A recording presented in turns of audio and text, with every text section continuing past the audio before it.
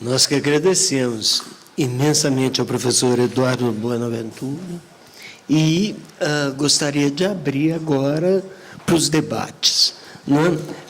Gostaria de, talvez isso, né, na qualidade de presidente, começar o debate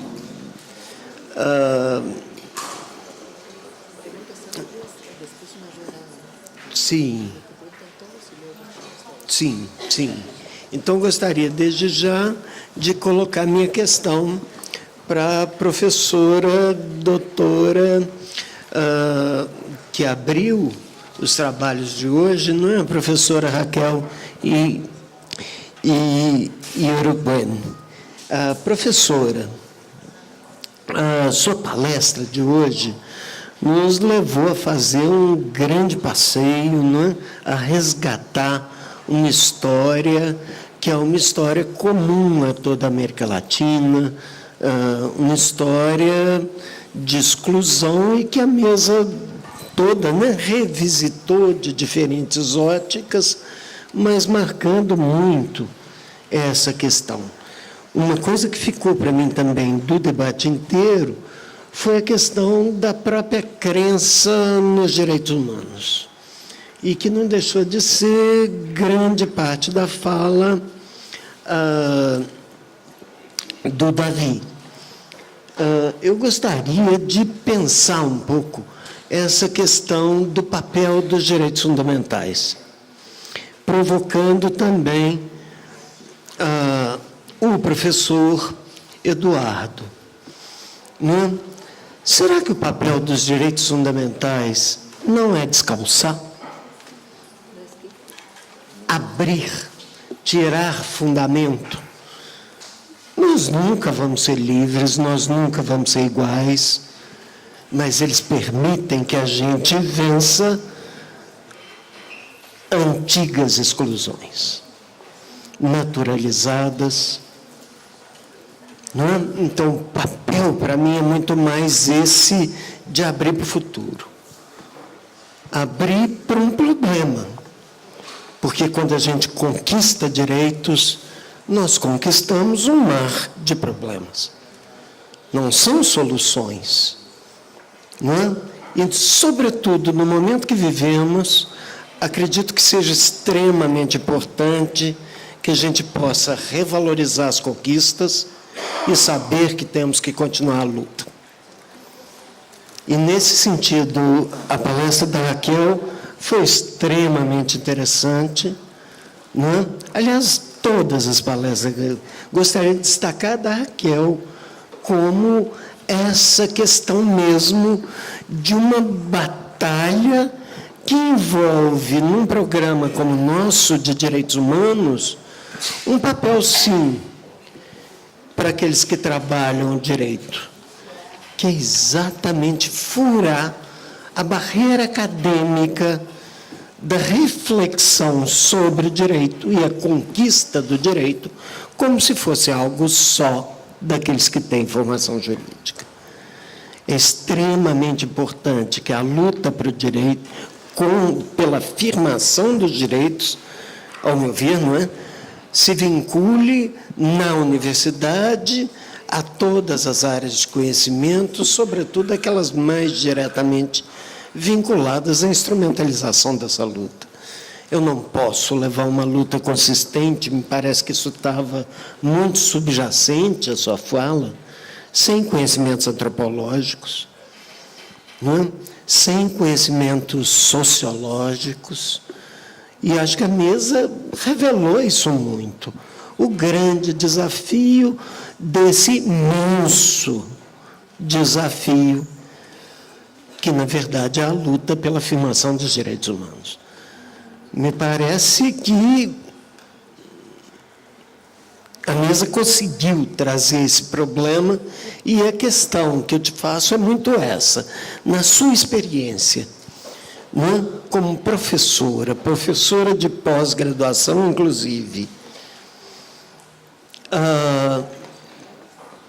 tem sentido a sua atuação para profissionais pós-graduandos da psicologia, da antropologia, ou toda essa sua reflexão de hoje é voltada exclusivamente para aqueles com formação formal em direito? Como é que eu posso pensar esse tipo de contribuição para um curso multidisciplinar como o nosso?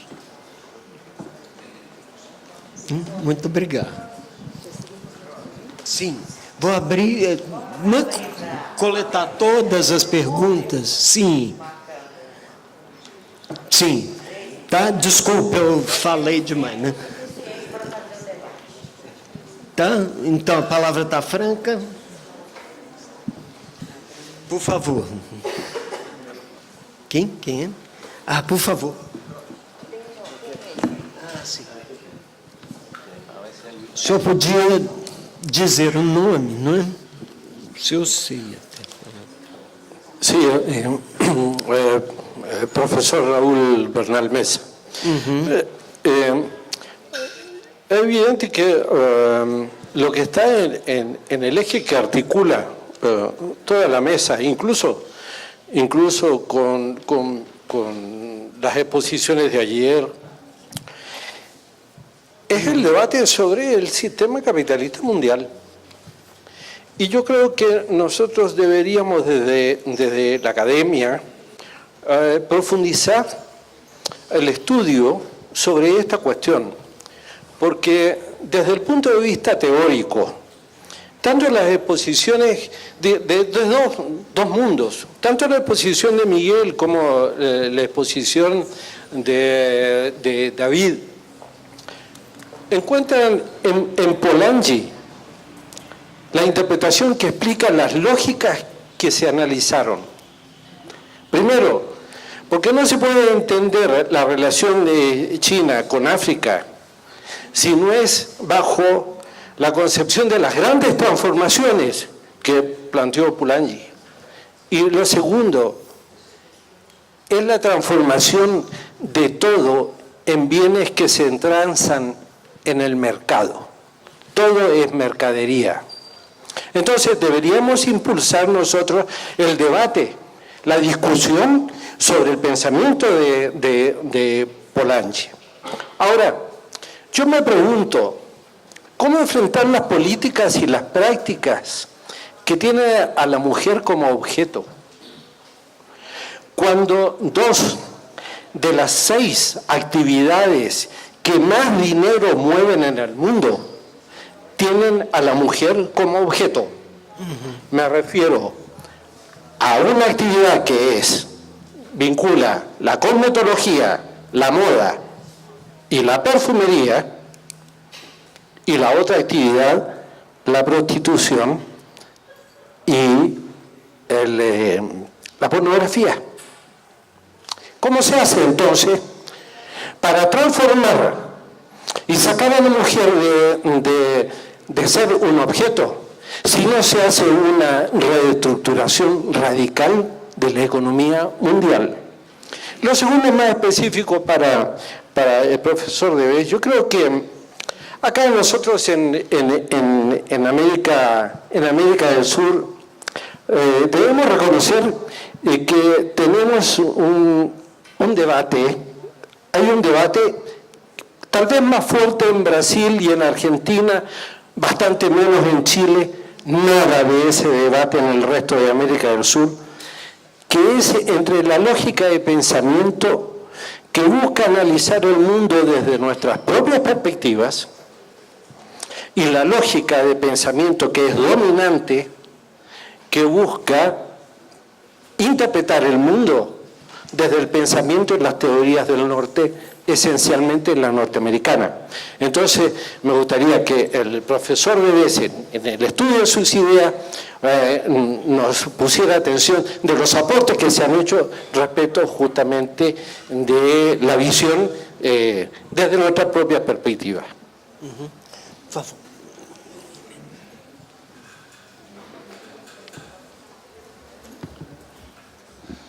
Bom dia a todos e todas. Meu nome é Cleuton, eu sou professor da Universidade Federal de Goiás, também sou advogado popular, milito já há alguns anos na assessoria jurídica popular no estado de Goiás e dentro da Universidade Federal trabalho com turmas de direito do Pronera. Nós temos lá em Goiás hoje a segunda turma Fidel Castro e turma Pronera na cidade. E como extensionista que sou por natureza, e aí já me coloco numa posição subalterna, né, dentro da academia, pois a extensão tem o seu lugar de subalternidade também, talvez seja um desafio para a própria academia subalterna também, né, por que não dizer, mas um breve contexto que vocês sabem. Hoje, o Brasil vive sob o império de um fascismo. Isso leva as nossas práticas a olhar sempre com muito temor o que vai dar ou o que não vai dar na nossa ação acadêmica e política. Ou seja, hoje discutimos, precisamos publicar rapidamente o livro, senão vão cortar, né, um livro. E me chamou a atenção a fala do Miguel e da professora Maria Antônio. Ela, primeiro, que ela colocou um elemento da dos efeitos dos processos no México. Aqui no Brasil, não sei no México, pergunto se no México é assim, a morosidade processual ela é ideológica, assim como a celeridade também. Então, o dado da morosidade, eu pergunto se esse dado também pode ser debatido frente às ideologias, especialmente as questões de gênero, as questões que diz respeito aos acessos a políticas públicas. Célere, por exemplo, são as ações possessórias contra o movimento sem terra ou movimento quilombola. É muito rápido, sempre. Então, tem uma certa ideologia. E para o Miguel, ele apontou algo que, para mim, me atingiu na alma, que é a questão dos financiamentos. Dentro do nosso projeto, Assessoria Jurídica Popular e Questão Agrária no Estado de Goiás, nós temos parcerias com movimentos sociais. MST, Movimento Quilombola, atingido por barragens, Movimento pela Soberania na Mineração, UMAN, MPA, e vai. E eles têm também o financiamento desses convênios. Isso me atingiu profundamente. E eu acredito que muitas pessoas aqui também devem ter financiamentos também nas suas pesquisas individuais. Você nos coloca numa encruzilhada, no meu sentir. E nós não podemos perder isso de vista na nossa prática. Obrigado.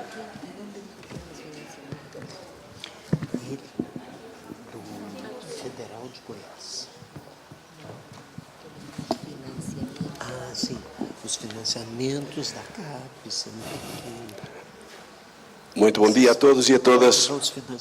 Antes de mais, quero felicitar todo o painel pelas excelentes contribuições. Muito em particular, gostei imenso do Miguel e da Raquel.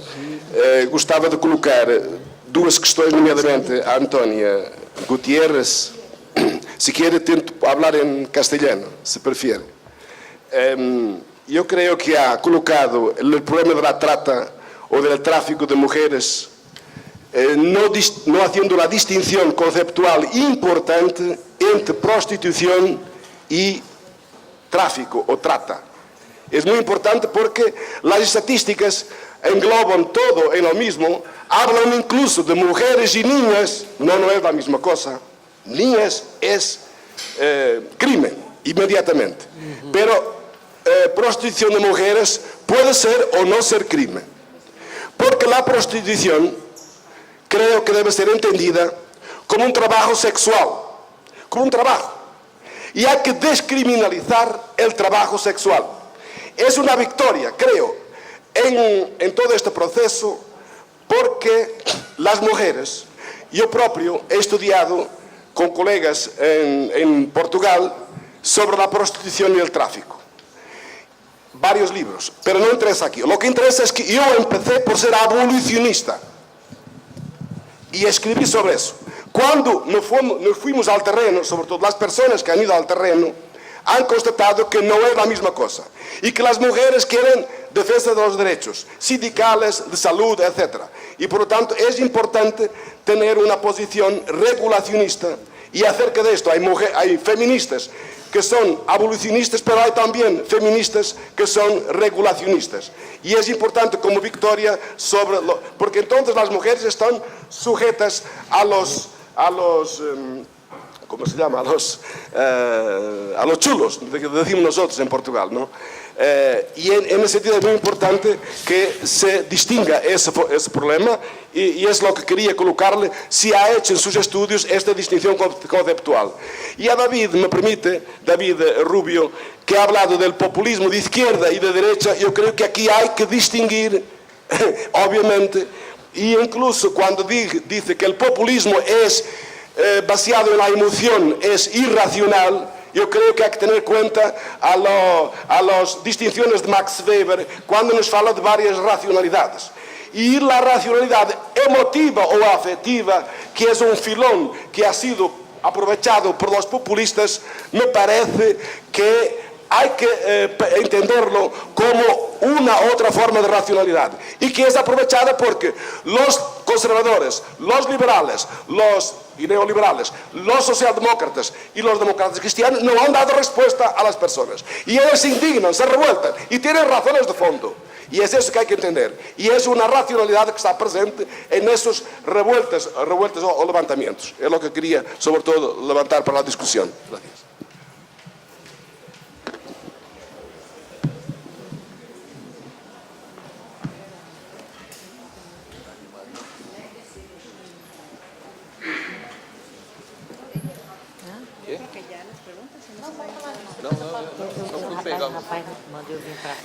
Bom dia, eu sou professora Vanessa, do Programa Direitos Humanos aqui da UNB. Primeiramente, eu gostaria de parabenizar a minha chefe, Maria Lúcia. Se estamos aqui mais uma vez reunidos, é pelo esforço pessoal da Maria Lúcia em reconstruir e refundar o CEAM. Né? Eu queria pedir uma salva de palmas para ela.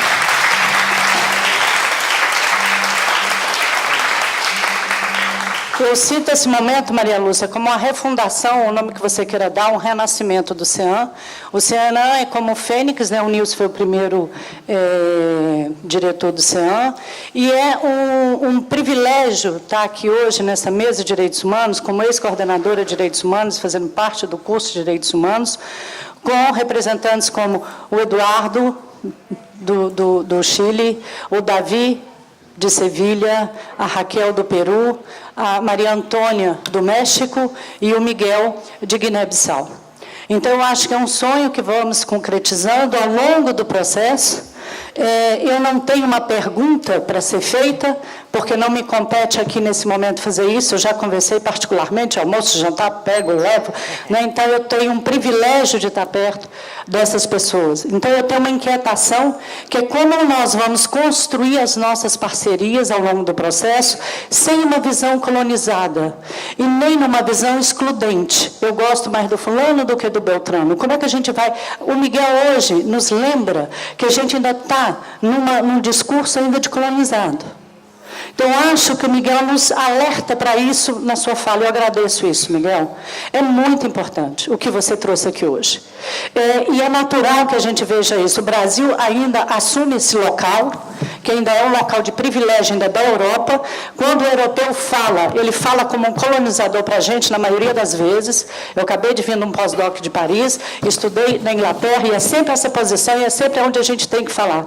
E o Brasil também se coloca nesse lugar de colonizador, tanto com a América Latina e como com a África. É como nós podemos romper isso dentro dos nossos programas. Eu acho que esse é o ponto, e é isso que a Maria Lúcia nos convida a pensar neste evento e neste convênio. Então, eu acho que é mais do que uma questão teórica, é uma questão também de ação.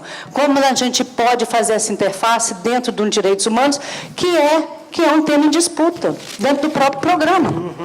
Há uma disputa enorme do pessoal do direito, que diz que os direitos humanos nascem do direito. E aí o Menelik e a gente já vem tendo uma discussão longa sobre isso, que não compete aqui, né? Vamos fazer o curso de mestrado, doutorado, está com a gente no pós-doc, para a gente poder se divertir um pouco. Mas é como a gente constrói esses espaços de ação, que a gente está vivendo um mundo extremamente complexo nesse momento, num aumento da extrema-direita, profunda, e o Brasil está vivendo isso o tempo inteiro. A gente não sabe para onde a gente vai.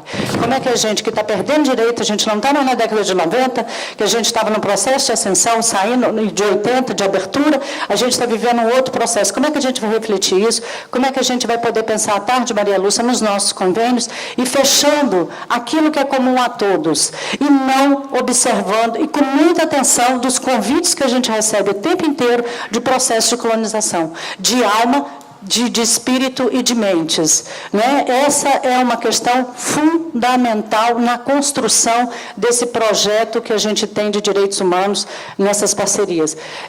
Era isso que eu queria falar, queria agradecer a presença de todos aqui, e estou muito feliz, Maria Lúcia, que estamos aqui no segundo dia, e você merece mais uma salva de palmas.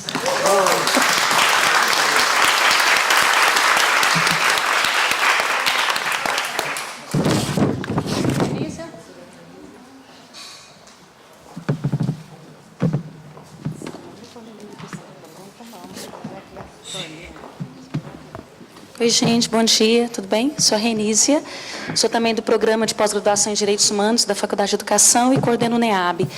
Queria agradecer imensamente a Maria Lúcia, né, e os colegas e colegas todos do programa que aqui estão, pela brilhante mesa. Agradecer imenso a fala da colega do México, de todos vocês, mas eu destaco a fala dela e falar dela, parece que eu falei falar bela, né? E a fala do Miguel de Barros,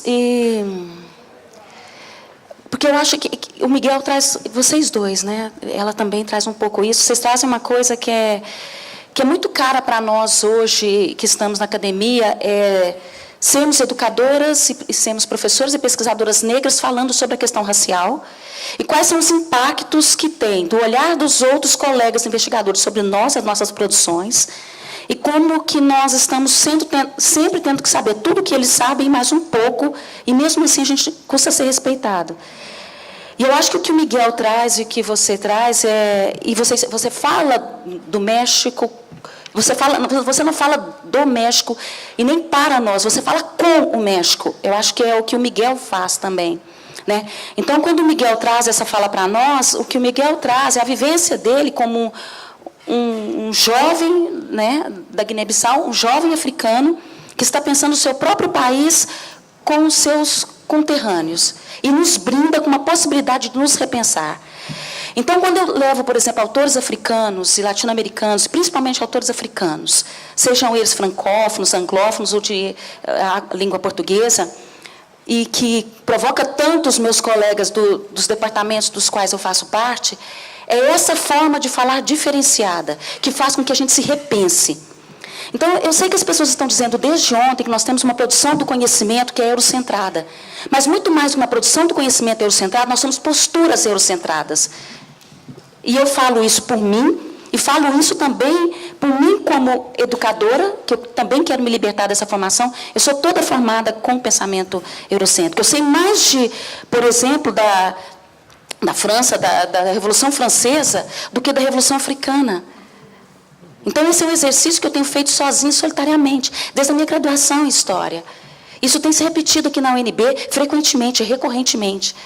Tá? Então, mais do que falar sobre produção do conhecimento, nós estamos falando de produção de pessoas. Nós que cá estamos, como que nós somos atravessados por essas leituras e narrativas? E como que essas narrativas nos desumanizam enquanto mulheres negras, educadores que cá estamos? Então, assim, não tem como falar que existe uma regra, uma receita. A primeira receita é quem somos nós? Qual é o nosso compromisso com esta academia? Eu me recuso a estar no lugar de falar que aqui só produz conhecimento eurocentrado. Eu até posso fazer isso, mas eu não quero fazer isso. Eu não quero fazer. Entende? E outra coisa, o colega traz a questão da extensão. A UNB foi uma das 25 universidades brasileiras que foi contemplada com a questão da institucionalização e com recursos e com bolsas para pós-doutorado, porque nós temos a extensão. Ele tem razão. A extensão é que vai nos aproximar dos nossos, das nossas. E ela não é valorizada aqui nessa universidade. É só a pesquisa. E a pesquisa que vai engrossar os nossos lares. Tá? Então, assim, eu só queria mesmo agradecer novamente a presença de vocês e essa fala de dentro e que vocês compartilhou conosco. Eu acho que é isso. Todos nós que cá estamos temos que falar de dentro. É só isso. É só falar de dentro. E tirar tudo que colocaram de fora, assim, dentro da medida do possível, respeitando os limites essas ideias que não são nossas. E outra coisa, o Brasil não se reconciliou com a sua origem negra e indígena. Isso é fundamental. Nós não respeitamos os negros, nós não respeitamos os indígenas. Eu trabalho com políticas afirmativas aqui, mas isso é outra história. Direitos humanos é isso. Não é direito humano que parte do direito enquanto uma área acadêmica. É de gente que a gente está falando. Tá? Eu queria agradecer muito a presença de vocês aqui, todos e todas. Tá?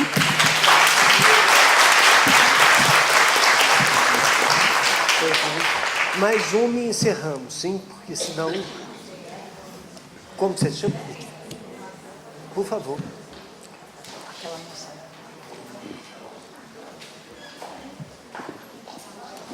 É muito rápido. Eu gostaria de parabenizar o Miguel.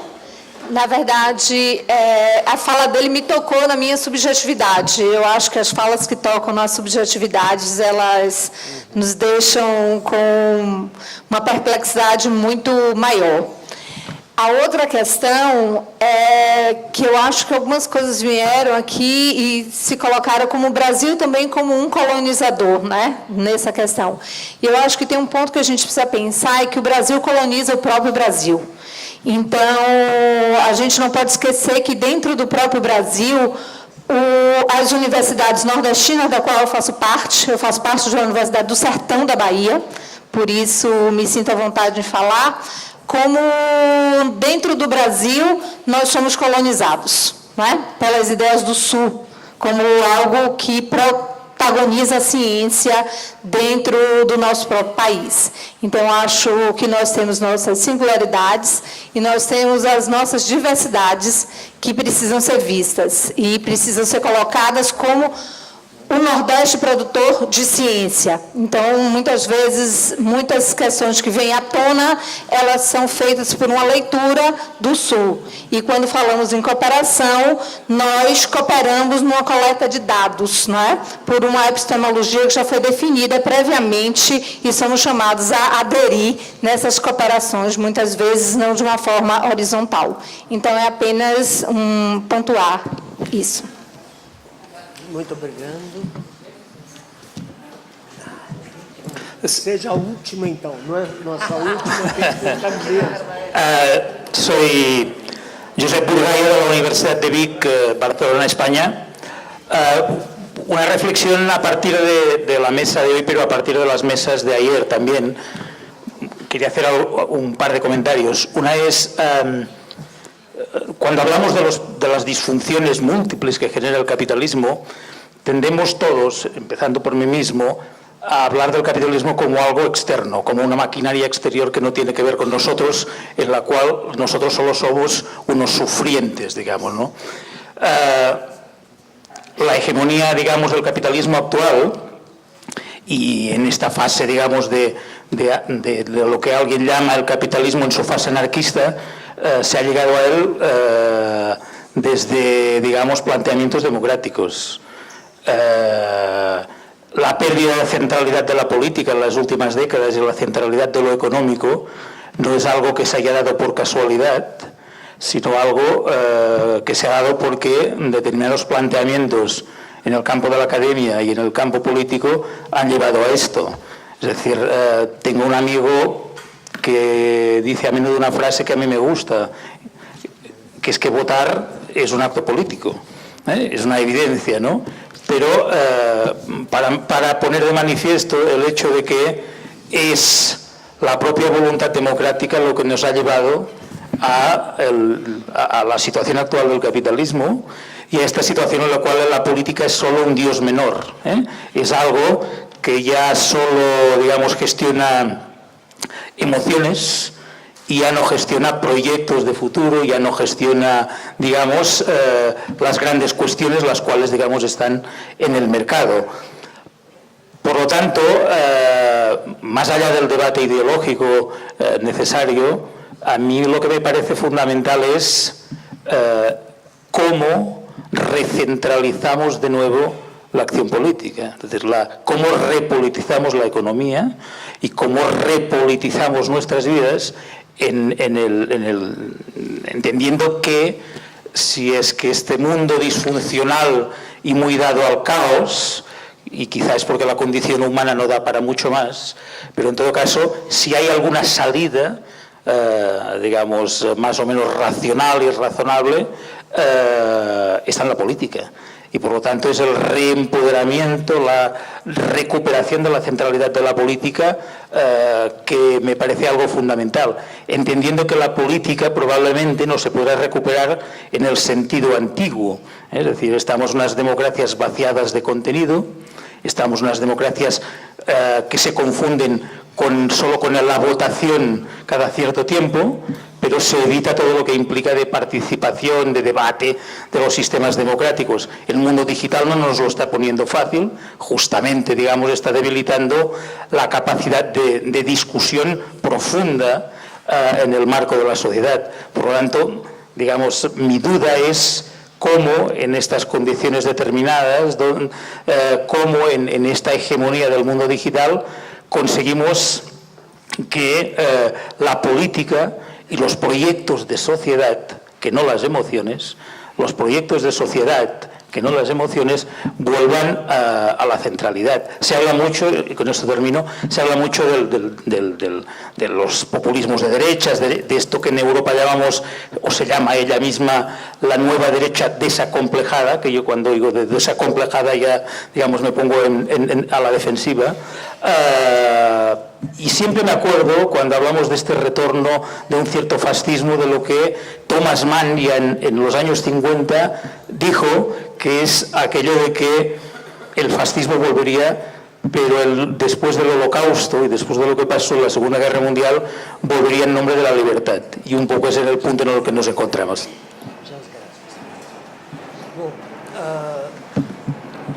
Muito obrigado. Vou passar a palavra. As perguntas foram dirigidas já na medida em que as pessoas a fizeram. Acredito que eu vou passar para os membros da mesa para irem respondendo diretamente. O que vocês acham? Começando aí, então, de lá pelo Miguel de Barros. E pedindo que vocês respondam o mais rápido possível. E contém até aquelas perguntas. Obrigado, Lick. É uma abordagem muito economicista do debate, mas aceito. Yeah. É o neoliberalismo, mas pronto. Eu agradeço profundamente todos os comentários, as indagações, mas também, sobretudo, as reflexões que foram feitas. Agradeço imensamente e partilho na plenitude já com a última intervenção do professor José. Sou completamente de acordo com esse alinhamento e também da Renísia, são os campos no qual eu trabalho. Acredito que, só para complementar, há 4 aspectos aqui que temos que melhorar. O primeiro aspecto é a própria reconceptualização do conceito do Estado. Okay? Acabar com a ideia do minimalismo do Estado, minimalismo democrático, e olhar para processos mais amplos, não hierarquizados, mas sobretudo uma perspectiva holística. Isso é, para mim, a primeira dimensão. A segunda dimensão tem a ver com a reconceptualização da economia. Eu recuso o conceito de emprego. Acho que o emprego vem descaracterizar o conceito de trabalho e retira a questão da centralidade da produção para a questão da prestação de serviço e de especulação.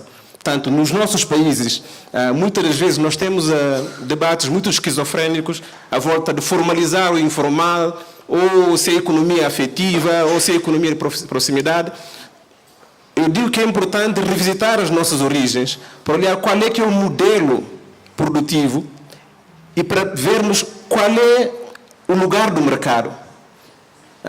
No contexto, por exemplo, africano, o mercado não é um espaço de compra, é um espaço de permuta. E nessa perspectiva, não tem a dimensão tipo do mercado em si, são feiras livres. Okay? Então, a partir do momento que tomamos aqui, eu sou produtor do bem que posso partilhar com outro e dá-me em permuta aquilo que eu preciso, os valores de transação mudam a abordagem relativamente àquilo que é necessidade de um consumir mais do que o outro e guardarem da sua reserva para depois impor aquilo que o outro deve consumir. Portanto, a mudança radical da ideia da economia, do mercado e do emprego, para mim é um elemento estrutural, olhando sobretudo a condição americana, sul-americana e olhando a condição africana. E um bocado asiática, por exemplo, olhando também para as dinâmicas chinesas e japonesas. A terceira ideia, e aqui apanho as questões sobre o género, eu refuto completamente que as mulheres é que dominam o mercado da produção estética e da prostituição. Recuso. Né? É um sistema, mais uma vez, neoliberal, que tem dentro de suas subcategorias elementos de máfia, criado por um modelo patriarcal, de controle do corpo, do prazer e da mercantilização da própria condição feminina. Gideon deu contribuições sobre isso. Leiam a transformações na intimidade. E o que é que leva, por exemplo, a mulher no contexto ocidental tem a libertação do seu corpo, do seu prazer, para colocar perante situações de masculinidade, dinâmicas de feminilidade que lhe dá o direito, a capacidade, a propriedade sobre o uso do seu corpo e, ao mesmo tempo, abordagem sobre os passos onde transitam o seu corpo e o seu prazer. Desse ponto de vista, posso dizer de que o mercado, lá está, ou o predomínio, o lugar da mulher, do ponto de vista da sua maior estruturação na economia do mundo, é no sistema produtivo alimentar. As mulheres em todos os continentes, inclusive no Ocidente, dominam o setor produtivo. Não é só a confecção de alimento, é gestão do espaço produtivo, produção efetivamente, agricultura, fruticultura, horticultura, silvicultura, transformação, pesca, mas também os saberes associados ao sistema produtivo estão na vanguarda das mulheres. Eu estou a intervir num projeto na Guiné-Bissau, onde há estruturas locais que conseguem salvaguardar as variedades endêmicas de sementes estruturais, quer para rituais como para alimentação, estão sob propriedade das mulheres. E em África, 67% do sistema produtivo alimentar é dominado pelas mulheres. Agora, o que é que acontece? Os mecanismos de abordagem ao financiamento, ao mercado de transação, aí já entra uma outra panóplia de estruturas não estatais, supraestatais, que retiram essa capacidade, quer de mobilidade, quer de controle e de posicionamento da mulher dentro do mercado de transação. Desse ponto de vista, a reação sobre a questão das mulheres não é o olhar das mulheres que é projetado, é o olhar masculino sobre a condição feminina. E daí, também, para perceber de que, mesmo no caso de estética, hoje, o mercado do consumo da estética é dominado pelos homens, os metrosexuais, ok? E desse ponto de vista, encontramos, por exemplo, o produto que o Cristiano Ronaldo hoje usa como elemento de estética é muito mais impactante do que qualquer outra mulher pode usar, mesmo sendo a Beyoncé. O que é que isso tem como elemento repercutivo? É de que nós temos que mudar a concepção sobre o valor que damos àquilo que é a capacidade de produção das mulheres, mas também do consumo das sociedades em relação àquilo que é a condição feminina. E aqui entro na última questão sobre o financiamento, que eu concordo também com esse choque, né? É verdade que os financiamentos nos condicionam. Temos toolbox, passamos todo o tempo nos relatórios, respondemos às demandas dos financiadores, não os nossos objetivos, nem a nossa modalidade de trabalho. Somos controlados para não sair do quadro lógico.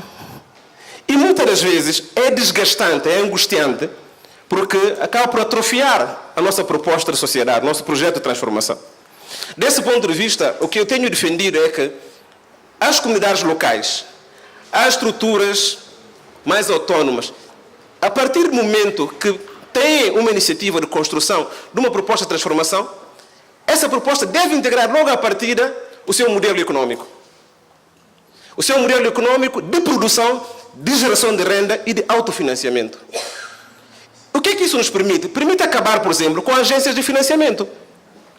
Permite, sobretudo, nós termos capacidade, quer ao nível local, como também a nível global, com as articulações, pensar em modalidades de partilha, de corresponsabilidade e de reciprocidade que permitam a mobilidade de saberes e, ao mesmo tempo, a possibilidade de nós dissermos o que é que, de facto, queremos fazer, como queremos fazer, quando queremos fazer, não para atingir nenhum resultado, mas para olhar para o desenvolvimento como um processo. E quando o desenvolvimento passar a ser como um processo, os projetos acabam. Aí não precisamos inovar em fim de cada projeto, temos que conceber como é que dentro da proposta de sociedade vamos construir a emancipação social. Em relação às crianças, em relação às mulheres, em relação ao povo indígena, em relação aos idosos, em relação às pessoas com deficiência, em relação às pessoas que têm uma palavra a dizer sobre a sua condição social. E quando isso acontecer, as pessoas não vão ser beneficiários de projetos, nem vão ser alvos de projetos, serão agentes e atores da sua própria transformação social, porque não dependem do dinheiro dos outros para implementar a sua ação pública. Muito obrigado.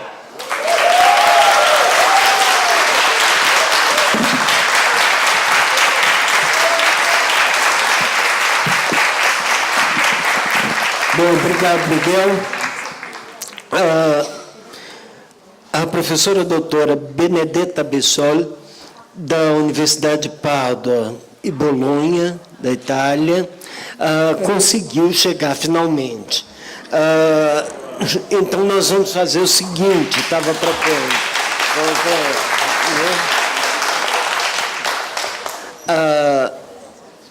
Vamos continuar, concluindo a mesa da manhã com a intervenção dos participantes, e a professora Benedetta vai ter 10 minutos logo em seguida.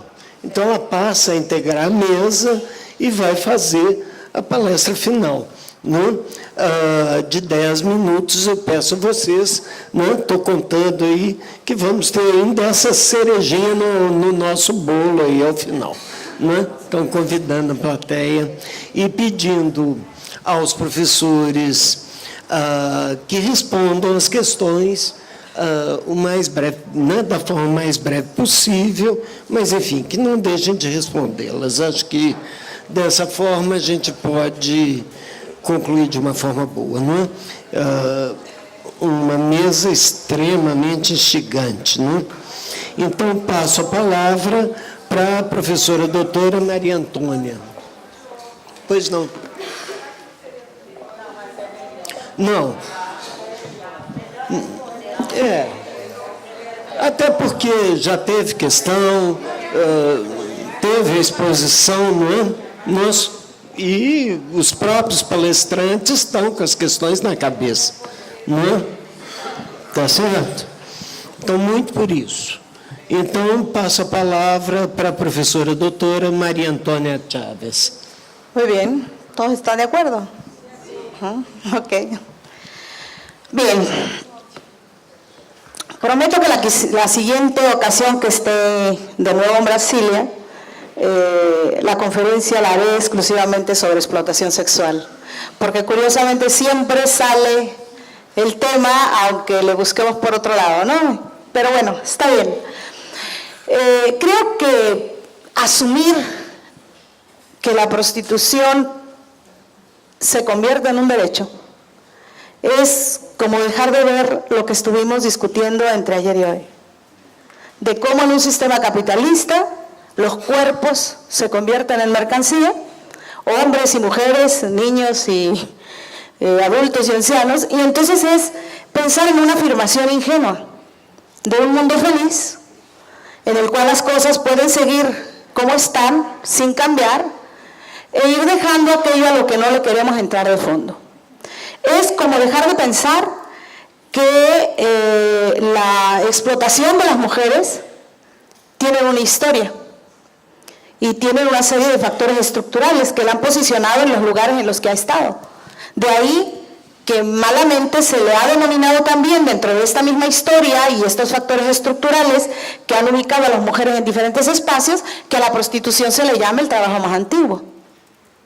Qué vergonzoso que en pleno siglo XXI y en un seminario como este de derechos humanos, nosotros podamos asumir de manera ingenua que la prostitución, el ejercicio de la prostitución como violencia sexual, se pueda convertir en un trabajo. Como si de verdad el trabajo tuviera un concepto apropiado en un sistema neoliberal. Y hablemos de nuestro propio trabajo, ¿en qué se ha convertido nuestro trabajo como en la academia? ¿Sí?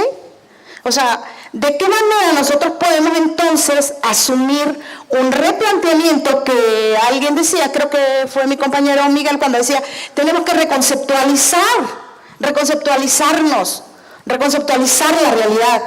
Si nosotros queremos transformar el mundo con los mismos esquemas que venimos arrastrando y no nos asumimos que fuimos formados en un sistema patriarcal, y hasta dónde nos toca la rebanada del pastel y nos toca hasta el 99% del betún, a todos, hombres y mujeres.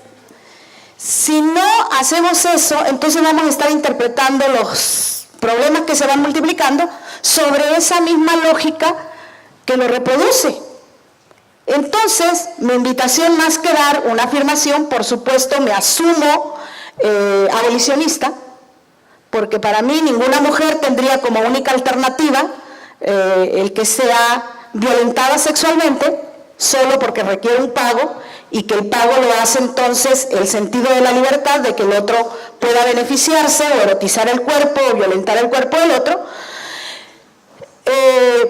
Obviamente tendremos que hacer el replanteamiento a partir de cómo nos reconstruimos conceptualmente a sí mismos, porque si no, entonces es muy fácil seguir interpretando la realidad bajo los mismos lineamientos históricos, ¿no? Entonces, a mí me sirvió, cuando yo tenía como 13, 14 años, me llegó un libro a las manos que decía "La mujer, ni objeto ni símbolo".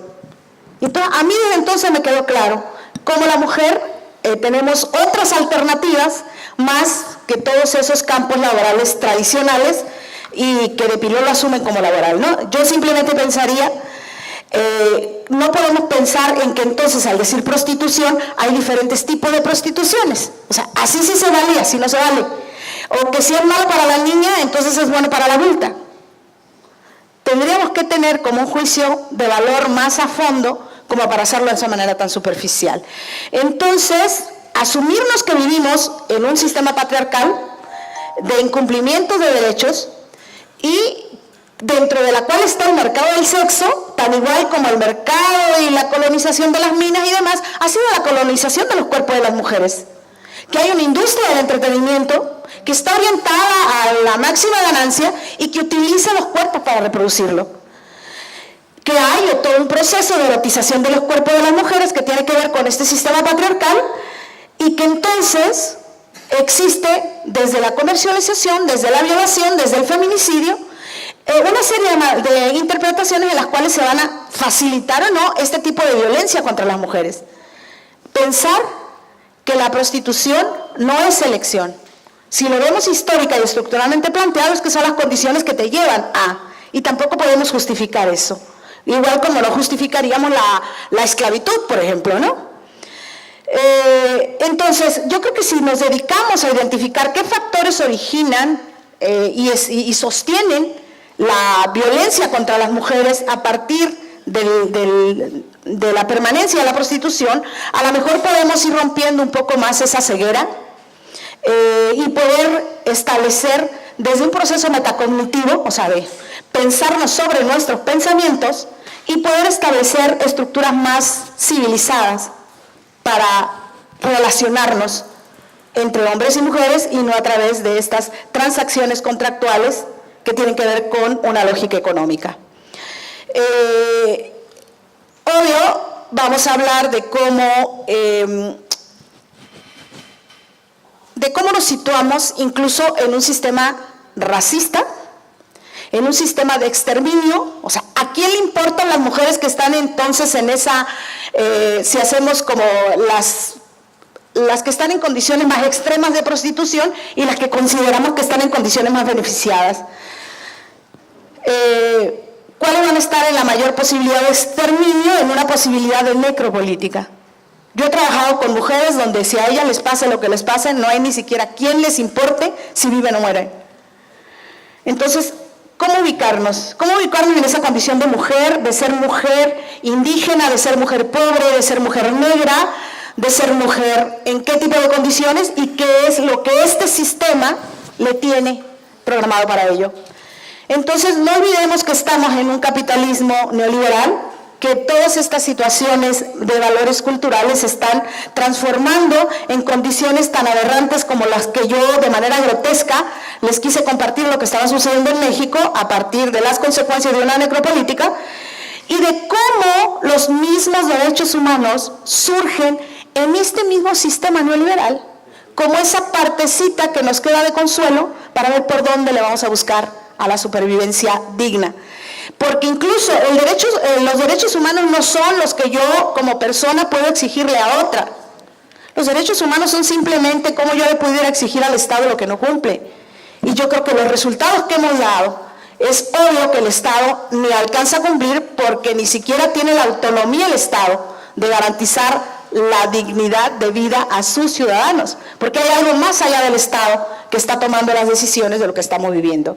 Entonces, a mí sí me gustaría que lo replanteáramos desde